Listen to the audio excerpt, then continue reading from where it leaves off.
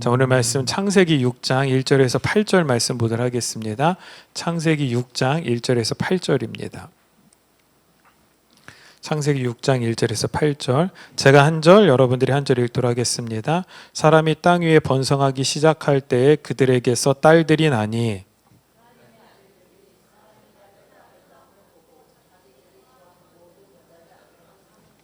여호와께서 이르시되 나의 영이 영원히 사람과 함께하지 아니하리니 이는 그들이 육신이 됨이라. 그러나 그들의 날은 120년이 되리라 하시니라.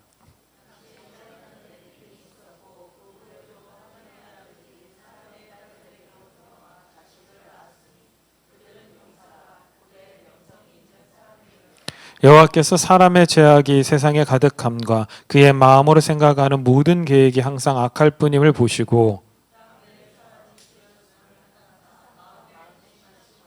이르시되 내가 창조한 사람을 내가 지면에서 쓸어버리되 사람으로부터 가축과 기는 것과 공중의 새까지 그리하리니 이는 내가 그것들을 지었음을 한탄함이니라 하시니라. 아멘, 아멘. 오늘은 창세기 강의 28번째 시간으로 넘침 속에 마른 땅을 걷는 자라는 주제를 가지고 하나님의 말씀을 살펴보도록 하겠습니다. 자, 창세기 6장으로 넘어왔습니다. 창세기 6장은 여러분들이 잘 알다시피 노아 홍수 사건입니다. 굳이 성경이 아니더라도 노아 홍수 사건은 동화책 또는 영화나 만화를 통해서도 많이 회자되어지는 이야기 중에 하나입니다. 저는 이것이 매우 중요한 포인트라고 생각을 합니다. 전 세계를 보면 노아 홍수 사건과 매우 유사한 이야기가 200편에서 500편 정도가 된다고 합니다. 그러니까 과거부터 그 나라와 그 문화권에서 전해져 내려오는 홍수 이야기가 200편에서 500편 정도가 된대요. 그러니까 특히 유명한 건 뭐냐면 길가메시 서사시 그리고 아트라하시스 서사시, 이 두 개가 내용이 거의 유사하거든요. 그러니까 홍수가 일어난 범위나 홍수가 일어나게 된 배경, 이 배경은 뭐냐면 둘 다 아이들이 너무 시끄러운 거야. 밤에 애들이 잠을 자야 되는데 잠을 안 자고 계속 우니까 신들이 자야 되는데 시끄러워서 못 자서 열받아서 화나서 비를 내려서 지상에 있는 모든 사람들을 죽였더라. 자, 그것이 길가메시 서사시와 아트라시스 서사시입니다. 내용이 똑같아요. 근데 이것들을 보면 노아 홍수 사건과 내용과 전개가 매우 유사하다라는 그 사실을 우리가 거부하기는 매우 어렵다라는 거예요.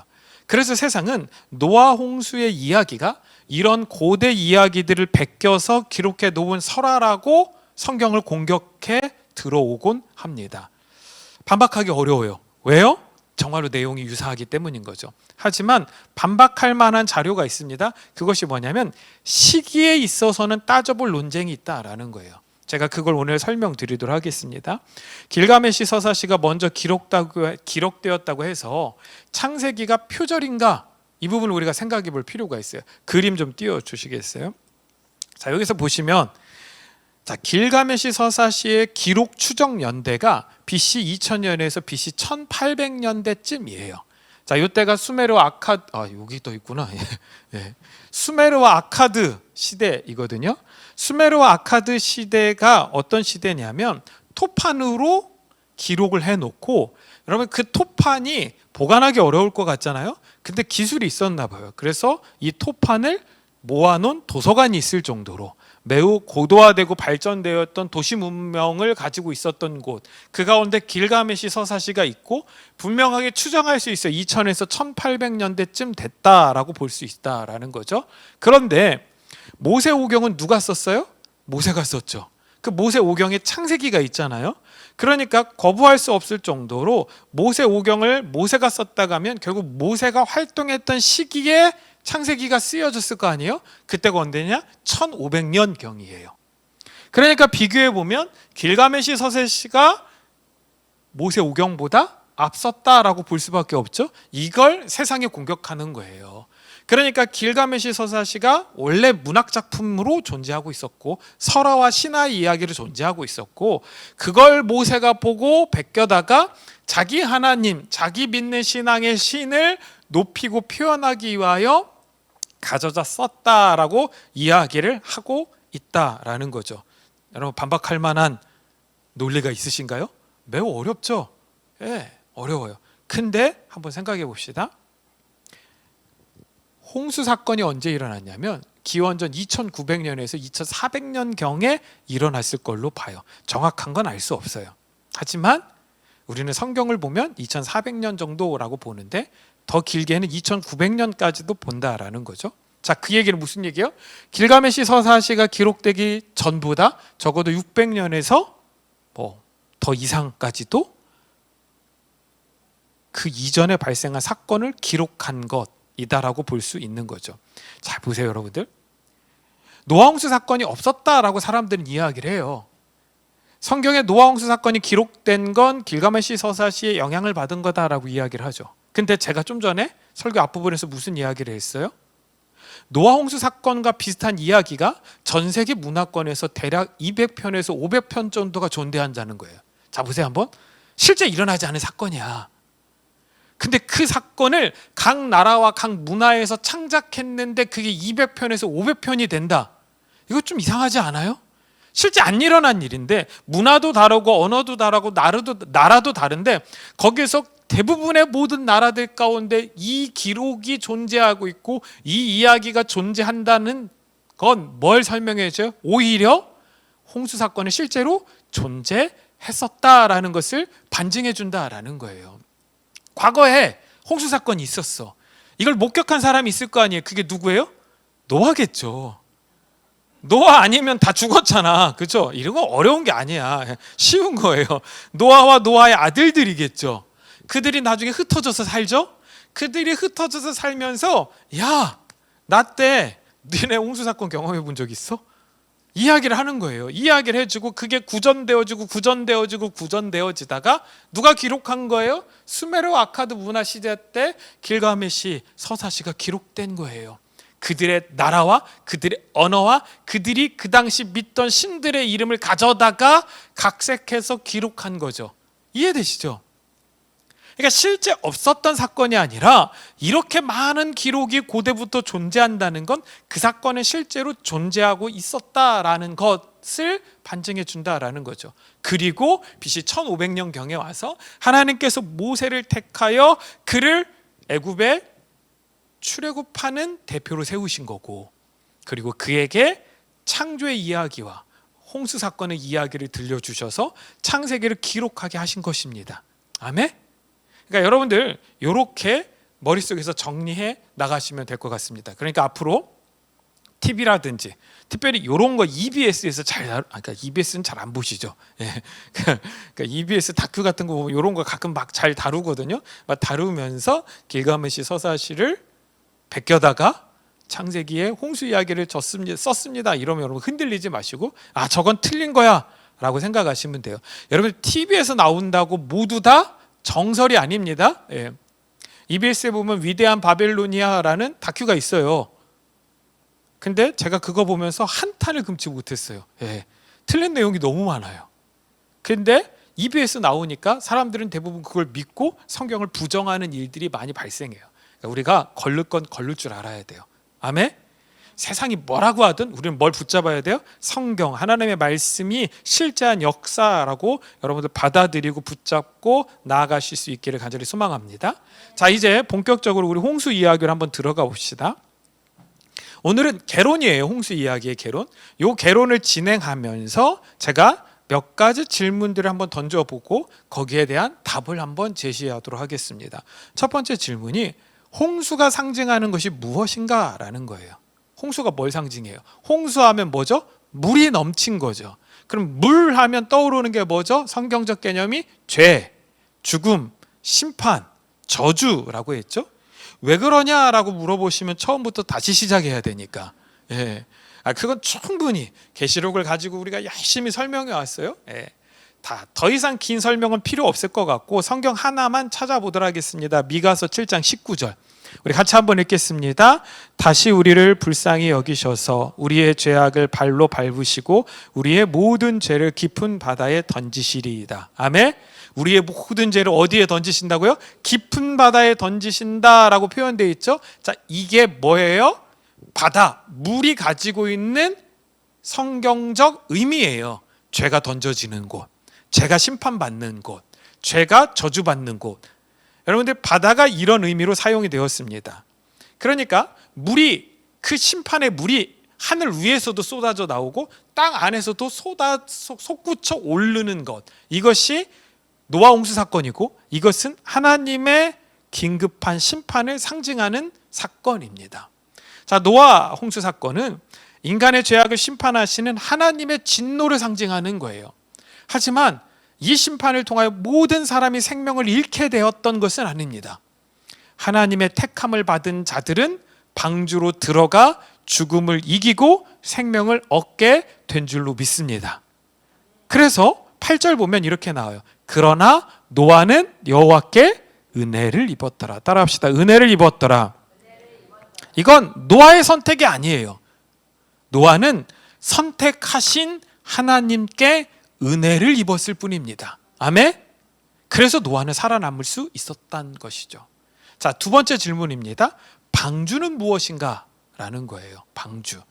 우리는 흔히, 저도 그랬거든요. 어렸을 때부터 노아 할아버지 배를 만드시고, 그래서 방주는 다 뭐라고 생각해요? 배라고 생각을 합니다.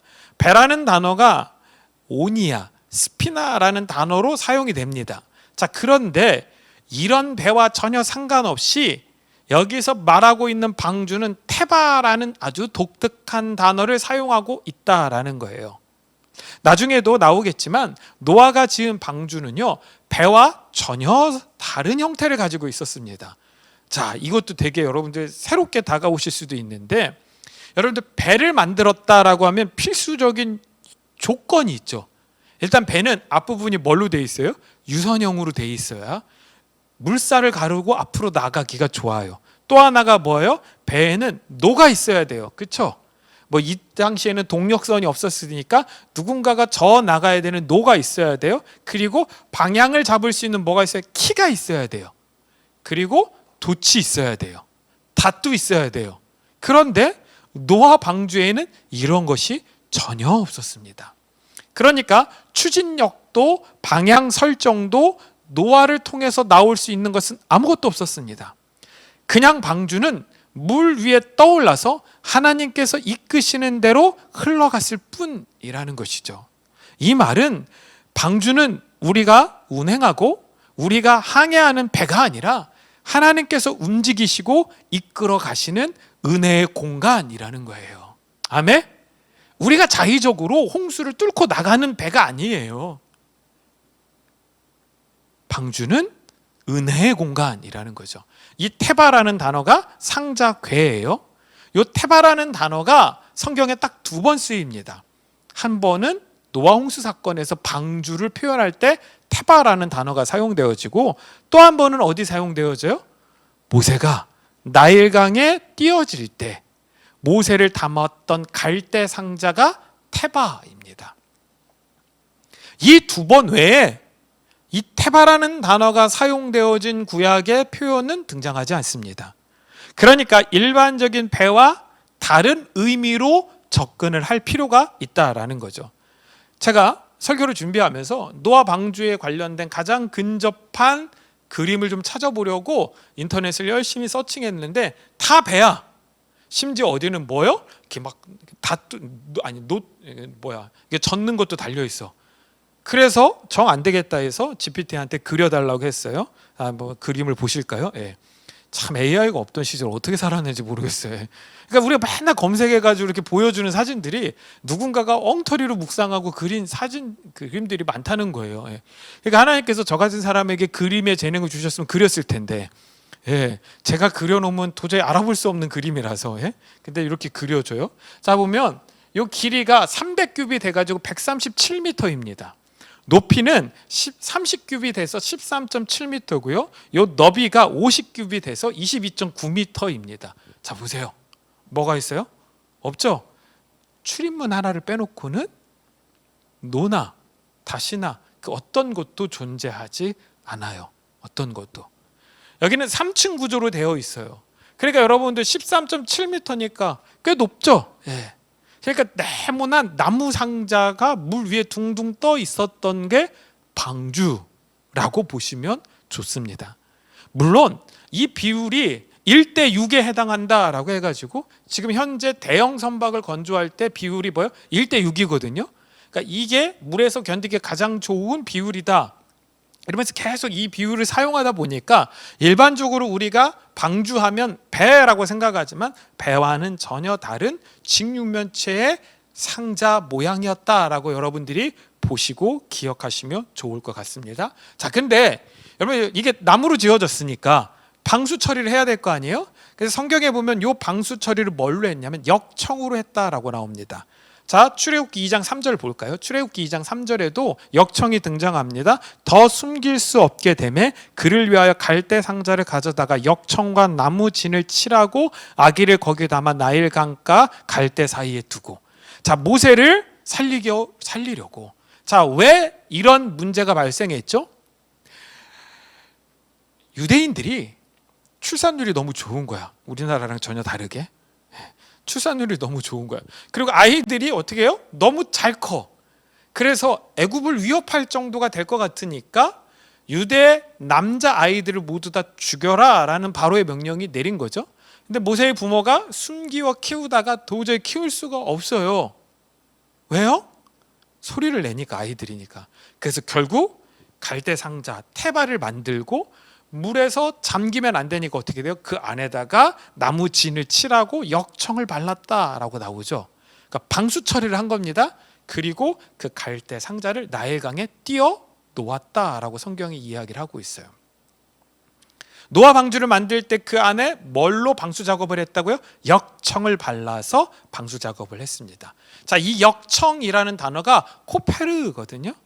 이 코페르라는 단어가 키프루라는 어원에서 왔어요.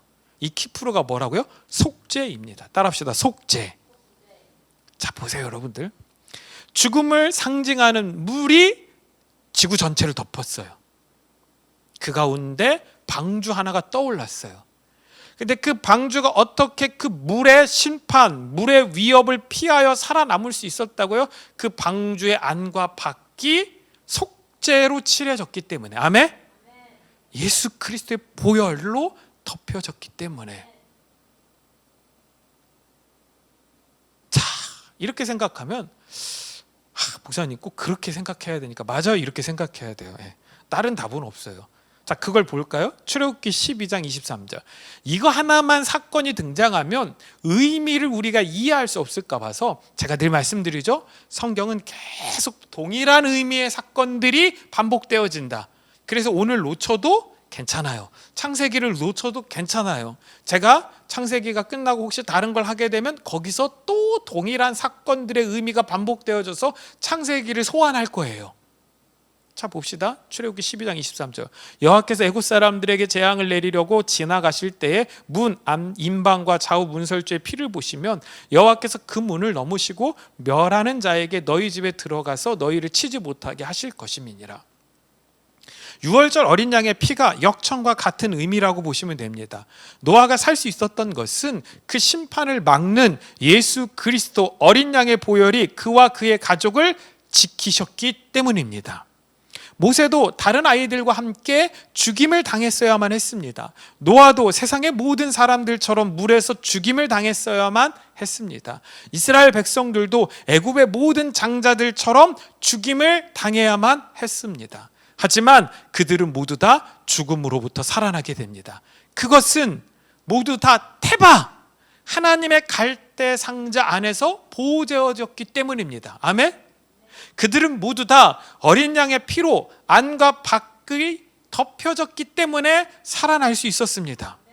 여러분, 그것 외에 다른 구원의 길은 없다라고 노아 홍수 사건에서부터 하나님은 이미 못 받고 계심을 믿으시길 간절히 소망합니다.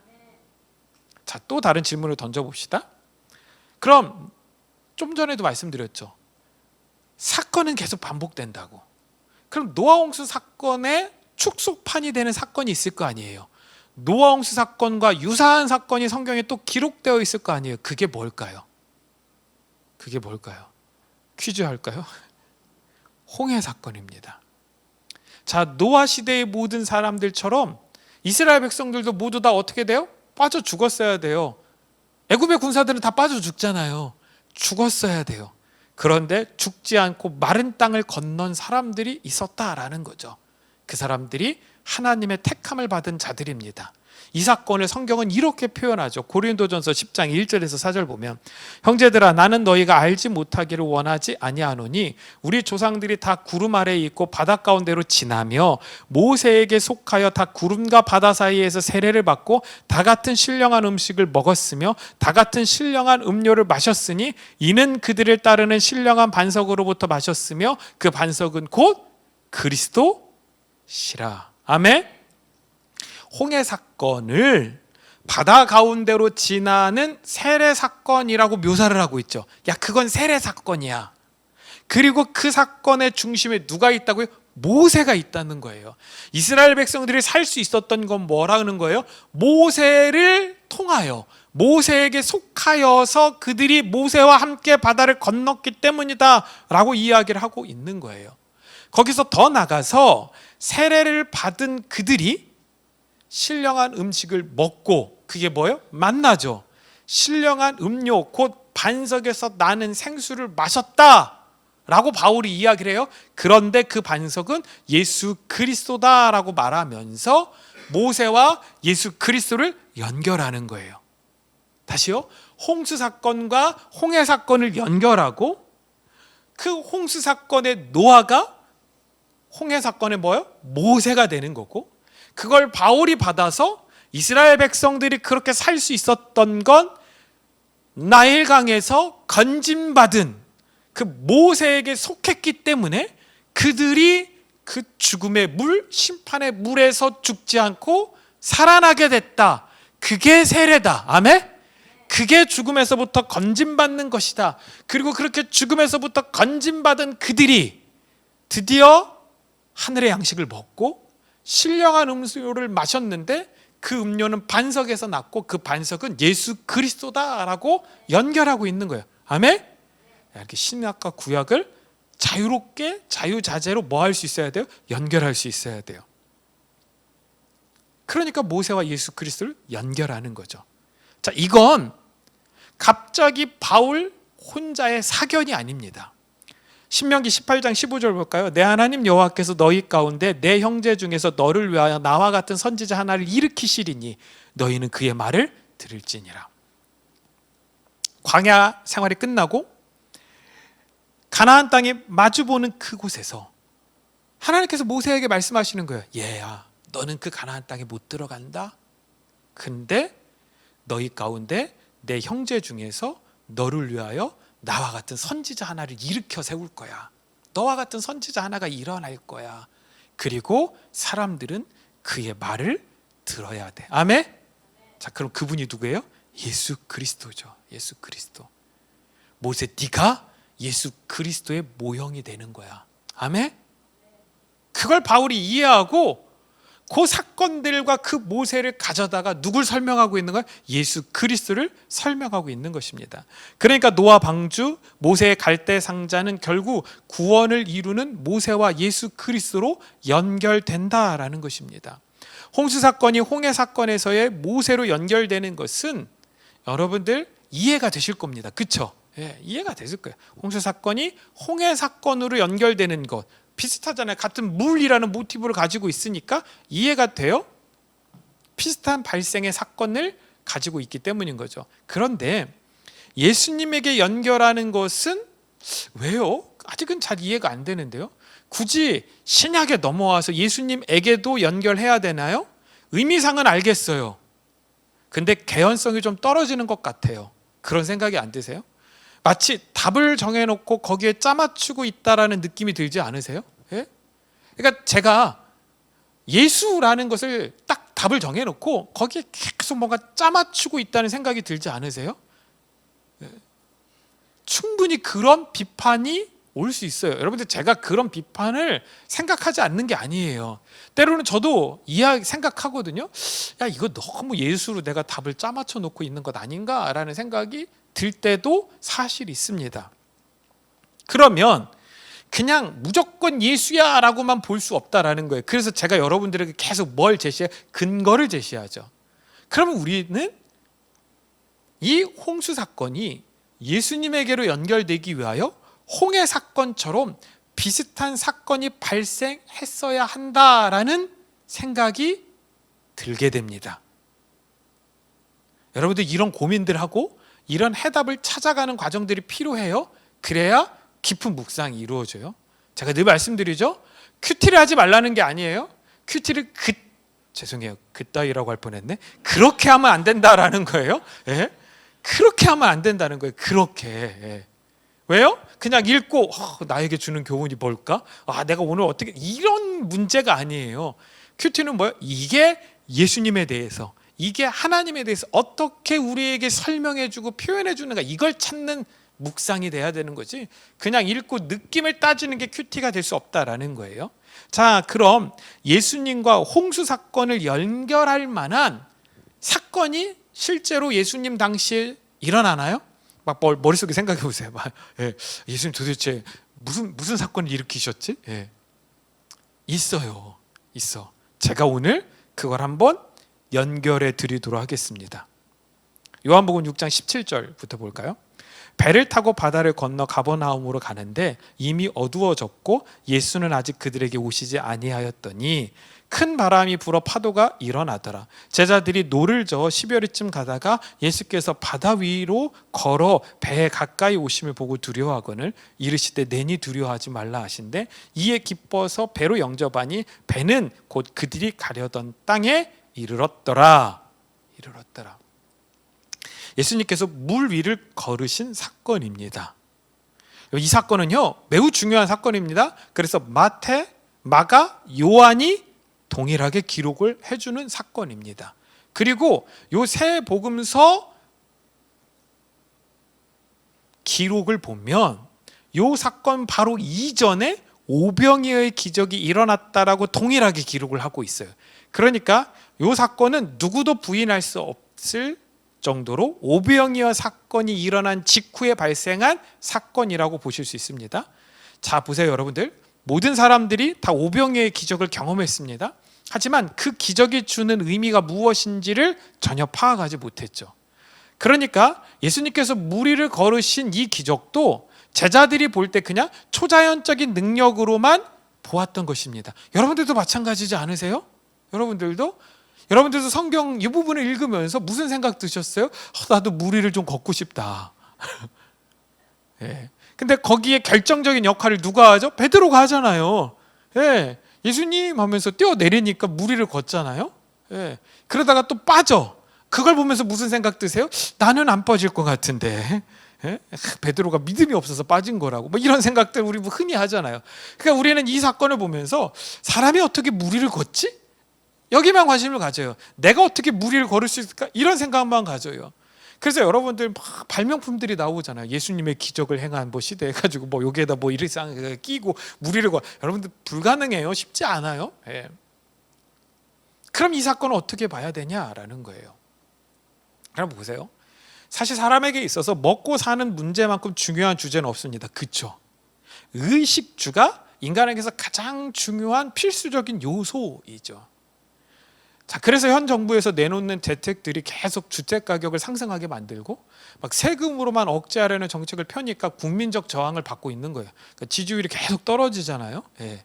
그래서 이번 주 가면 아마 30%, 그러니까 40%가 붕괴돼서 30%대 들어갈 것 같다라는 이야기들이 많이 나오더라고요. 정부는 이렇게 이야기합니다. 정부를 이기는 시장은 없다. 정부를 이기는 시장이 없대요. 그러니까 정부가 시장을 눌러서 가격을 제한하고 조정할 수 있다라는 표현이에요. 그런데 역사적으로 보면요, 조세 저항을 이긴 정부가 없어요. 조세 저항을 이긴 정부가 없어요. 다 망해요. 세금이 과다하면 결국 국가가 망했어요. 여러분, 북이스라엘과 남유다가 갈라지게 된 배경이 뭔지 아세요? 솔로몬의 조세 정책이 너무 과해서 결국 갈라진 거예요. 솔로몬 아들한테 가가지고 세금 좀 낮춰주세요. 그러니까 아니야, 나는 더 세게 물을 거야. 그래서 갈라졌다니까요. 예? 이스라엘 백성들도 그런데 이게 될까요? 안 돼요. 그래서 제가 요즘 자주 쓰는 표현인데 제가 이렇게 봤더니 이 정부가요, 계란값 하나도 못 잡거든요. 그렇죠? 계란값 너무 비싸죠. 아니, 우리가 계란 한 판에 지금 10,000원이 넘고, 요즘 또 그렇게 또 사람들의 인식이 놓아져서 뭐 계란에 뭔가 번호가 있대. 난 잘 모르겠는데, 그 난각 번호라고 하죠. 그 난각 번호 따져서 좋은 건 또 계란 한 판이 15,000원이 넘어가더라고요. 그러니까 옛날에는 밥 먹으러 가면 식당 아주머님이 계란 후라이 하나 붙여주는 게 미덕이었는데 이제 그거 못 붙여줘. 예. 그 비싸서. 그렇죠? 예. 비싸요. 근데 정부가 계란값 하나도 못 잡아요. 그렇죠? 근데 그 정부가 집값을 잡는다라고 장담하는 건 애초에 말이 안 됩니다. 정부는 시장에 개입하면 안 돼요. 할 수 없어요. 시장의 가격은 공급과 수요에 따라서 움직여지게 되어 있어요. 이게 프랑스 혁명에서 이미 증명이 됐다니까요.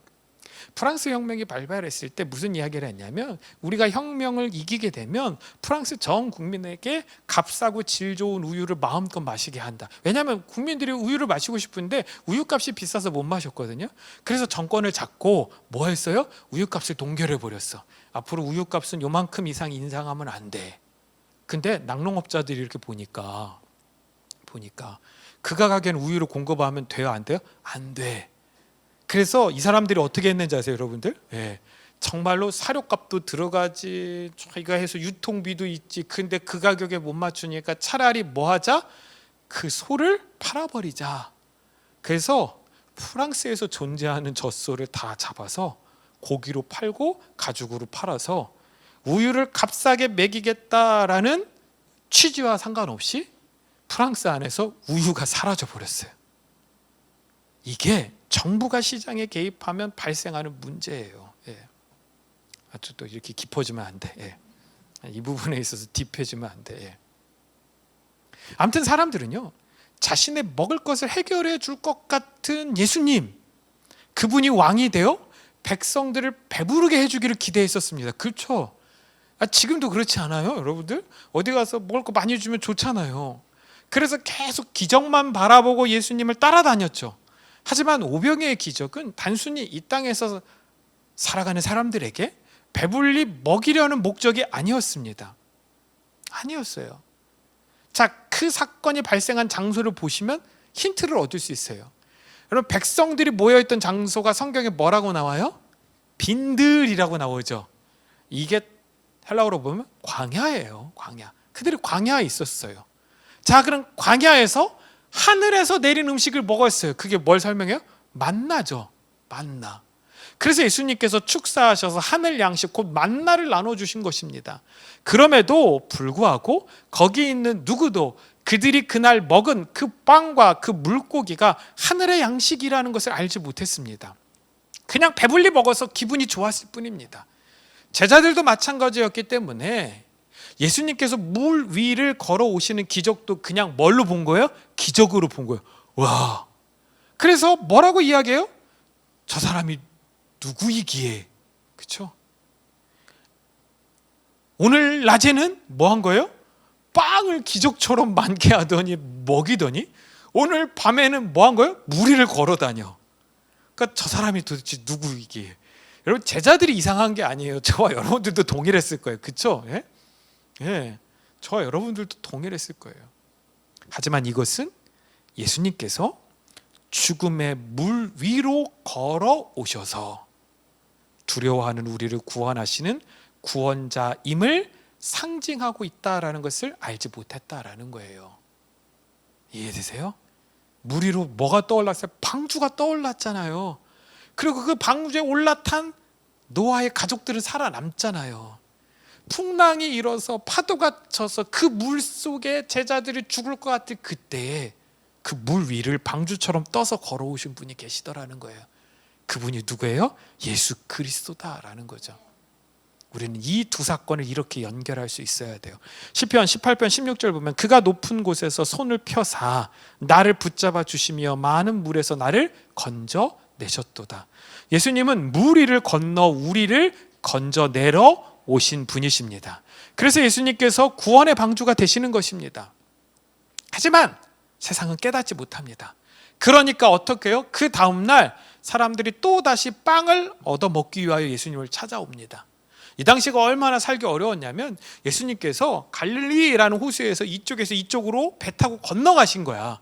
여기서 빵을 나눠주셨다고요. 근데 그 다음날 되니까 사람들이 갈릴리 호수 엄청나게 길거든요. 거기를 뺑 돌아서 예수님을 또 찾아온 거예요.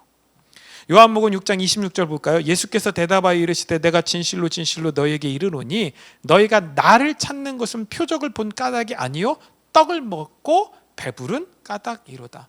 어제는 배가 불렀는데 자고 일어나면 배가 꺼지잖아요. 그러니까 또다시 빵을 나눠주는 예수님을 찾아온 거예요. 그런데 자기들이 바라는 빵은 주시지 않고 엉뚱한 이야기만 예수님이 늘어놓습니다. 요한복음 6장 48절 50절 다 계속 요한복음 6장에 있는 사건입니다. 내가 곧 생명의 떡이니라. 너희 조상들은 광야에서 만나를 먹었어도 죽었거니와 이는 하늘에서 내려오는 떡이니 이 떡이 누구야? 나야, 예수님이야. 나는 하늘에서 내려오는 떡이니 사람으로 하여금 먹고 죽지 아니하게 하는 것이니라. 내가 생명의 떡이다. 너희 조상들은 만나를 먹었어도 죽었다. 너희들이 이제 어제 먹은 것이 그 하늘의 만나다. 그 만나를 매일 찾아서 먹어도 결국 배고프고 결국 죽게 된다. 하늘에서 내려오는 진짜 생명의 떡, 곧 나를 먹고 내 피를 마시고 내 말씀을 깨달아야 한다라고 가르치신 것입니다. 자, 그러면 여러분들 같으면 다 뭐라고 하겠어요? 아멘 하셨을 거 아니에요. 아멘. 근데 그게 아니야. 이스라엘 백성들은 어떻게 됐어요? 66절 67절 볼까요? 그때부터 야, 내가 생명의 떡이야, 내가 생명의 피야, 내 살을 먹고 내 피를 마셔야 돼. 그때부터 그의 제자들 중에서 많은 사람이 떠나가고 다시 그와 함께 다니지 아니하더라. 예수께서 12 제자에게 이르시되 너희도 가려느냐. 예수님이 직접 하늘의 뜻을 설명하셨고 하늘나라를 설명하셨는데 대부분의 제자들이 다 떠나가더라는 거예요. 그리고 다시는 예수님과 함께 다니지 않았대요. 심지어 그들이 다 뭐 한 거예요? 예수 그리스도를 십자가에 못 박게 된 자들이라는 거죠. 왜요? 빵을 주지 않았기 때문인 거예요. 왜요? 더 이상 기적을 행하지 않으셨기 때문인 거예요. 진리가 무엇을 가리키고 진리가 무엇을 설명하는지 관심이 없어요.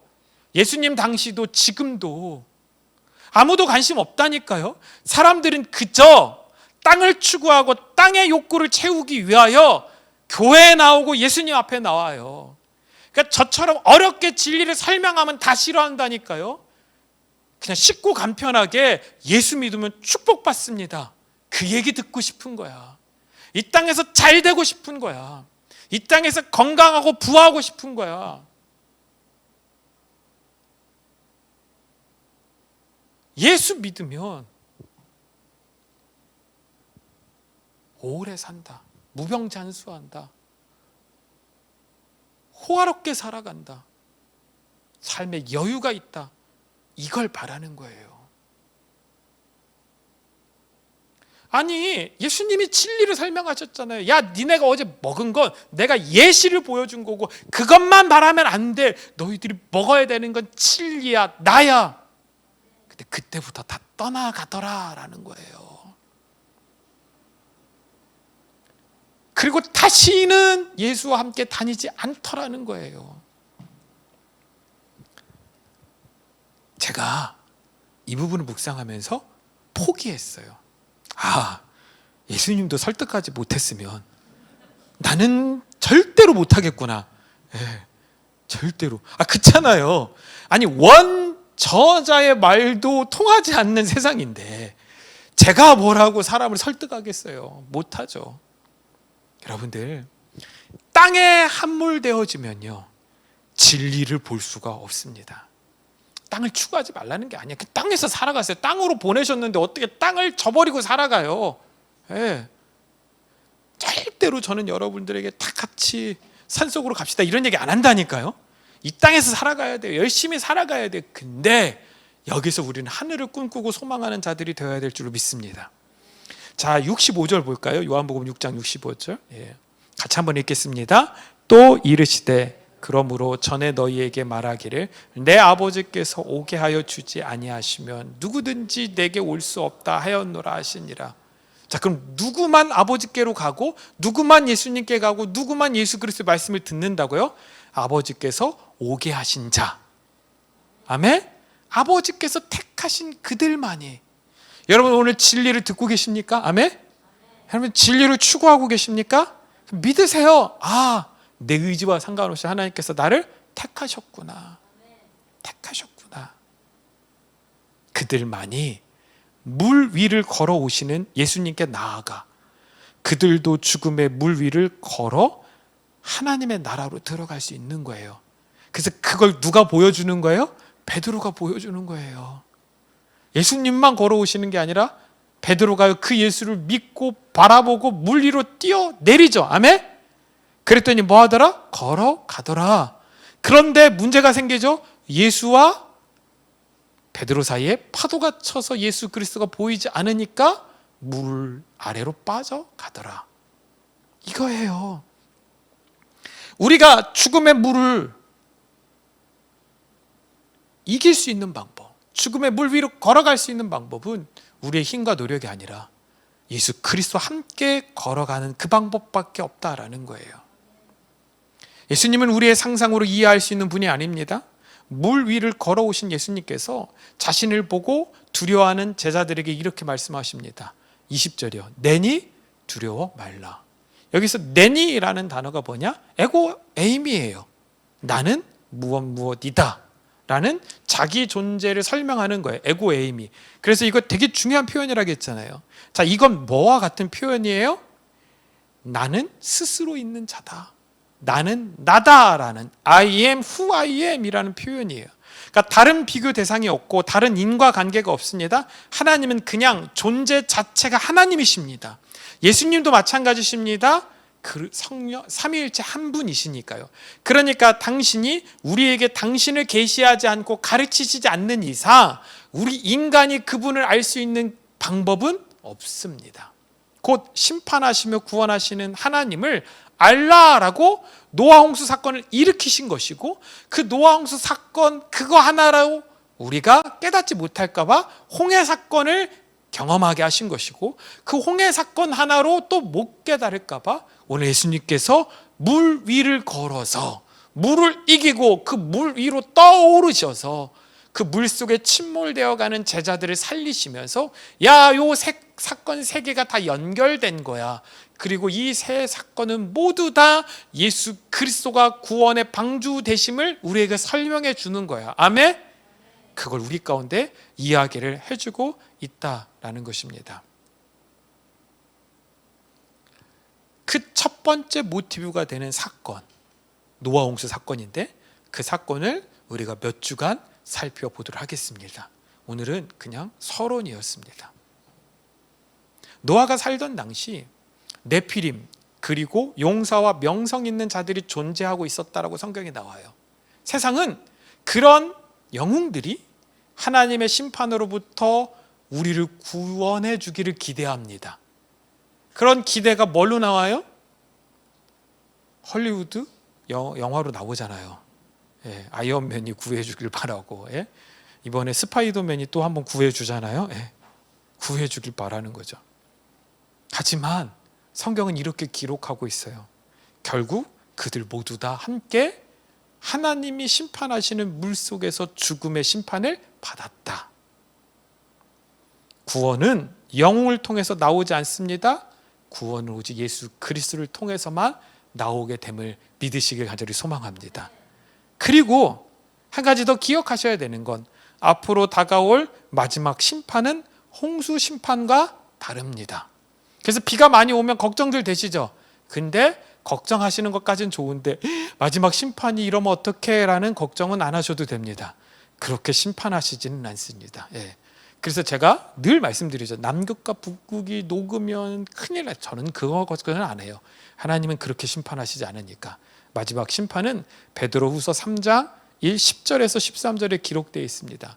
그러나 주의 날이 도둑같이 오리니 그 날에는 하늘이 큰 소리로 떠나가고 물질이 뜨거운 불에 풀어지고 땅과 그 중에 있는 모든 일들이 드러나리로다. 이 모든 것이 이렇게 풀어지리니 너희가 어떠한 사람이 되어야 마땅하냐. 거룩한 행실과 경건함으로 하나님의 날이 임하기를 바라고 간절히 사모하라. 그날에 하늘이 불에 타서 풀어지고 물질이 뜨거운 불에 녹아지려니와 우리는 그의 약속대로 의가 있는 곳인 새하늘과 새 땅을 바라보도다. 아멘. 마지막 심판, 다가올 심판은 물의 심판이 아니라 불의 심판이 기다리고 있습니다. 하지만 두려워하지 마십시오. 예수님께서 불 위로 걸어오셔서 택함 받은 믿음의 성도들을 구원해 내실 것입니다. 두려워 말고 끝까지 주님을 붙들고 나가는 주의 백성들 되시기를 간절히 소망합니다. 하나님 아버지 감사합니다. 거룩한 주일 우리가 주 앞에 나와 예배하며 다시 한번 구원의 주 되신 주님을 노아 홍수 사건을 통하여 배우게 됩니다. 모든 사건과 상황 속에 주님이 깃들어 계셨으며 정말로 그 가운데서 우리를 구원하시는 하나님의 그 구원의 계획이 진행되고 있었음을 다시 한번 깨닫게 됩니다. 그 주님이 다시 한번 구원해 주러 심판해 주러 우리 가운데 오고 계심을 우리가 믿습니다. 그때도 변함없이 주님은 불 위를 걸어 오셔서 우리를 그 불 위로 생명으로 구원해 내실 줄로 믿습니다. 그 주님 우리 안에 오셔서 역사해 주시고 인도하여 주시고 하늘의 권능과 성령의 능력을 하나님 충만하게 기름 부어 주실 줄로 믿습니다. 하나님 다음 주 저희들이 수련회 진행하는데 그 가운데 하나님께서 함께하여 주시고 그곳에서도 동일하게 여러 강사님들을 통하여 은혜의 말씀들 진리의 말씀들이 선포되어질 수 있도록 주님 역사하여 주시옵소서. 귀한 예물 드리오니 주님 받으시고 하늘의 은혜와 은총으로 채우시고 인도하여 주시옵소서. 이제는 우리 주 예수 그리스도의 십자가의 은혜와 하나님 아버지의 무한하신 사랑하심과 성령의 인도하시고 역사하심이 주의 전에 나와 기도하고 예배하는 믿음의 모든 자녀들 머리 위에 지금부터 영원토록 함께 하시기를 간절히 축원하옵나이다. 아멘.